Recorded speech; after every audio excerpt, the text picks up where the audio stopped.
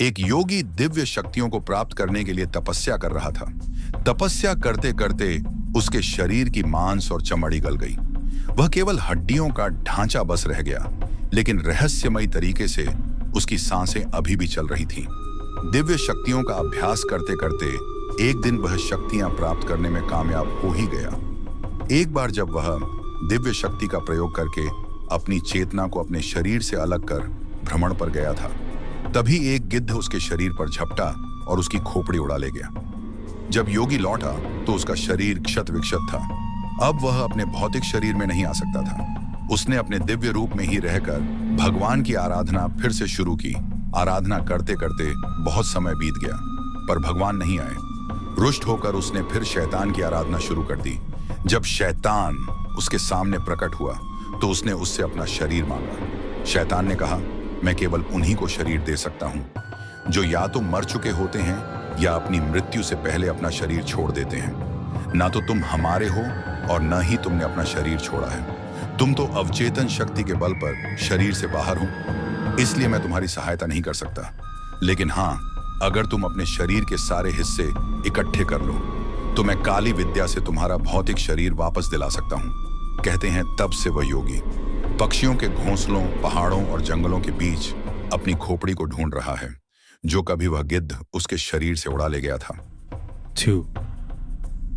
एक लुटेरा खजाना खोजने एक वीरान टापू पर पहुंचा, जहां बर्फ और बर्फीले पत्थरों के अलावा और कुछ भी नहीं दिखता था। दिन भर की खोजबीन के बाद भी उसे कुछ ना मिला तो वह वापस लौटने लगा। टापू से वापस लौटने वक्त वह असंतुलित होकर नीचे एक ढलान में बर्फीले तालाब के पास गिर गया और गिरते ही बेहोश हो गया।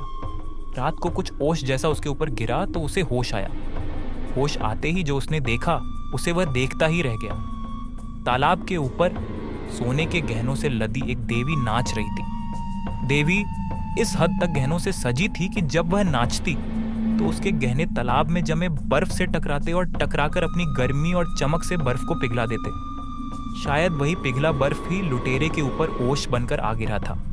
जैसे जैसे देवी बर्फ को पानी करती जाती, वैसे वैसे तालाब के जीव जीवित होते जाते। जल्द ही मछलियां जीवित होकर तैरने लगी और पूरे तालाब को किसी टिमटिमाते तारे की तरह जगमगाने लगी। सीपियों में छुपे मोती भी चमकने लगे। तालाब के अंदर लगे पेड़ पौधे भी अपनी रोशनी से दमकने लगे। जब इन सब की रोशनी की गर्मी से तालाब पिघल गया तो देवी नीचे तालाब के तल में जाकर नाचने लगी। जहां जहां देवी नाचती वहां के पत्थर हीरे, चांदी, नीलम, पन्ने जैसे चमकदार पत्थरों में बदलते जाते, जिनकी चमक इतनी तेज होती कि तालाब का पानी गर्म होकर उबलने लगता। इससे पहले कि तालाब का सारा पानी वाष्प बनकर उड़ जाता, सुबह की पहली किरण आ गई और देवी उसी तालाब में फिर से मूर्ति बन गई। लुटेरे को इसका ही इंतजार था। उसने तालाब से देवी की मूर्ति को निकाला और अपनी नाव लेकर पूरी रफ्तार से समुद्र के किनारे की ओर भागा। अभी वह आधी दूरी भी ना जा पाया था कि रात हो गई। रात होते ही देवी की मूर्ति जीवित हो गई, जिससे नाव में इतनी गर्मी और रोशनी फैल गई कि लुटेरा अंधा हो गया। देवी जीवित होते ही सारी नाव में घूम घूम कर नाचने लगी। नाचते नाचते लकड़ी की नाव का ढांचा उसी तालाब की बर्फ की तरह टूट कर जलने लगा। आग इतनी भयंकर थी कि समुद्र का पानी भी उसे बुझा ना सका।